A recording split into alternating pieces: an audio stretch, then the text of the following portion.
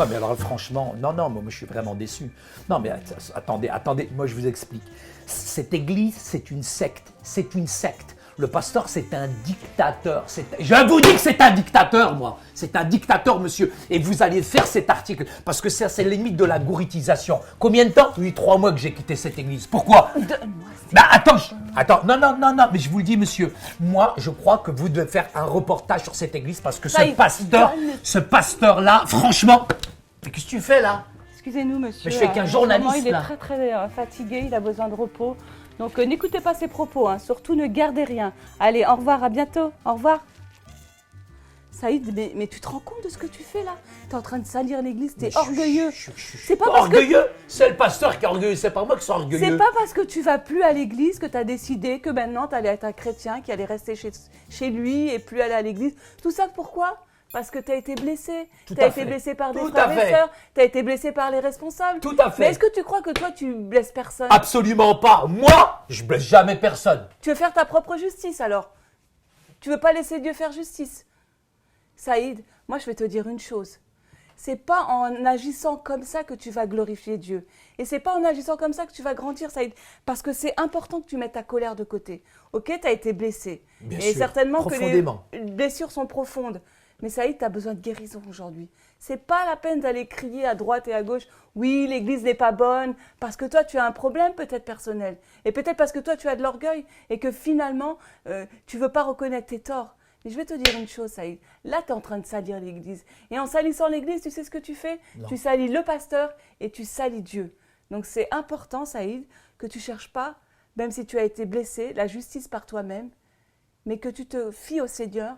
Et lui, il te rendra justice. C'est dingue, mais vraiment l'orgueil, c'est un véritable aveuglement. Je me rends compte que finalement l'orgueil m'amène à déconsidérer les gens. Et finalement, je minimise finalement mes propres problèmes, mes propres difficultés. L'orgueil nous amène finalement à déprécier les gens et nous finalement on se croit bien, on se voit bien. Et je pense que c'est vrai que ça amène à hésiter à rentrer, je dirais, dans ce pardon. On pense que finalement, nous sommes mieux que les autres. La Bible, elle dépeint, elle nous raconte un petit peu cette image qui est assez extraordinaire. C'est que le Seigneur a dit à ses propres disciples, Fatima, dans sa parole, d'enlever d'abord, je dirais, la poutre qui est dans notre œil avant de voir celle qui est toute petite, la petite paille qui est dans l'œil des voisins. Et par cette parole, je me rends compte que finalement, j'ai comme un miroir grossissant. Je ne dois pas oublier finalement une chose, c'est que finalement ce pasteur, il reste un homme. C'est un homme qui est faillible. C'est un homme, c'est vrai, qui m'a déçu, qui m'a trompé. C'est vrai que les gens peuvent me faire du mal. Et j'ai l'impression qu'aujourd'hui, en tant que chrétien, que finalement, j'ai pensé que tout le monde était parfait, que tout le monde était bien. Dès ma conversion, je pensais que j'étais dans un monde de bisounours et que tous les chrétiens n'aient pas à me décevoir. Mais je me rends compte que la Bible, la parole de Dieu, elle nous dit aussi, malheur à l'homme qui se confie en l'homme. Et il y a des hommes, parfois, ils vont nous décevoir. Il y a des hommes qui vont nous tromper. On sera... C'est qui celui-là? Saïd, aide-moi s'il te plaît. Ouais, c'est pas une... C'est une poutre qu'il a dans son œil. Hein. Toi, c'est pas une paille, hein. C'est une poutre. Attends. Ça, c'est excellent. Oh, le pauvre, il n'avait pas une poussière, il avait vraiment une poutre. Oh, Dieu t'envoie un message, là. Il m'a envoyé un message. Il t'a envoyé un message. De rien, mon ami. C'est Sois vrai en paix. Alors, Fatima, c'est vrai que nous devons faire preuve de grâce. Il est important qu'on fasse preuve de grâce. Pourquoi? Parce qu'on n'est pas mieux que les autres et qu'un jour, nous-mêmes, on peut décevoir finalement les gens. On peut aussi tromper les gens. On n'est pas parfait, Fatima, quelque part. Et je crois que Dieu a besoin de déverser cette grâce sur nous pour que nous puissions trouver la grâce aussi de pardonner aux autres. C'est très important parce que souvent, c'est vrai qu'on voit la paille dans l'œil de son voisin, mais on ne voit pas la poutre qui est dans son propre œil. Et tu sais, ça me fait rappeler en fait à une histoire dans la Bible.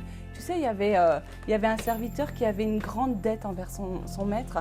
Et puis, son maître, il a choisi de lui pardonner sa dette.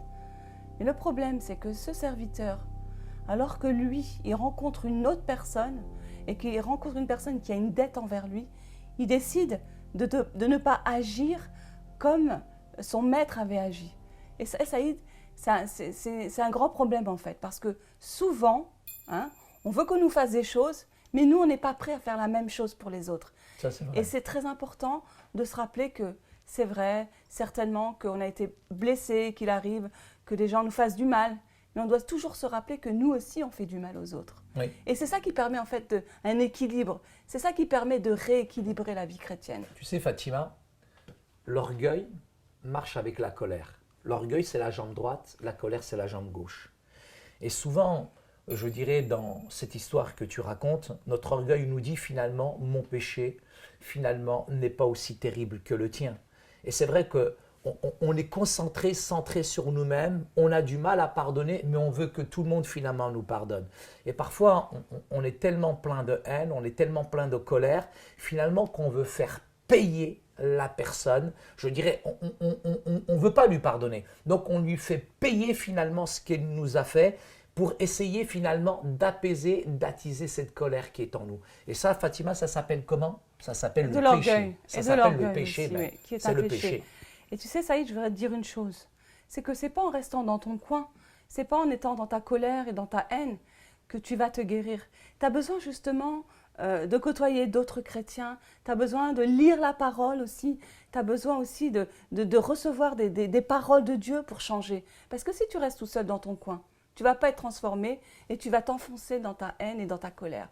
C'est pour ça qu'il est important que tu reviennes à l'église dimanche avec moi, que tu puisses entendre des paroles, même si c'est vrai, ça va peut-être te faire du mal au début, mais je pense, Saïd, qu'il est important que tu ailles voir les personnes, que tu puisses aussi les confronter et de leur dire qu'elles t'ont blessé.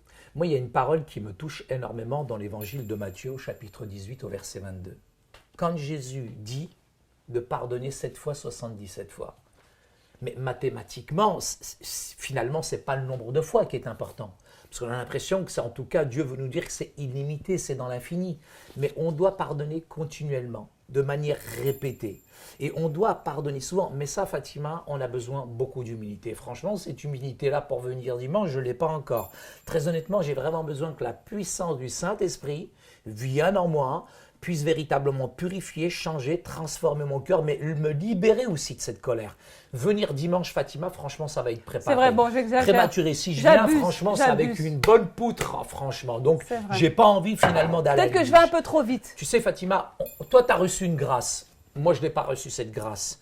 Et c'est cette grâce qui t'amène à pardonner. Je dirais, moi, j'ai vraiment encore besoin de prier pour avoir l'humilité finalement de lire la parole aux aussi, autres. Saïd, parce que Dieu va t'envoyer des versets clés qui vont t'aider à la guérison. Par exemple, quel verset clé?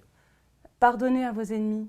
Aimez ceux qui vous font du mal. Alors, c'est clair, aimez ceux qui vous persécutent. Aimez ceux qui me persécutent. Oui, ça c'est une parole. Moi, j'ai envie de le raboter avec cette bonne poutre, moi, celui qui me persécute. Je te le dis. Hein. Alors, tu dis ça, mais je suis sûre que Dieu va faire une transformation, une guérison, et ta colère va partir. Prie, on verra d'ici dimanche. On va prier ensemble. Alors, en résumé, nous cherchons vite à nous justifier, à défendre nos attitudes de péché et nos erreurs, mais nous tardons à faire preuve de la même perspective envers le comportement des autres et de leur action contre nous.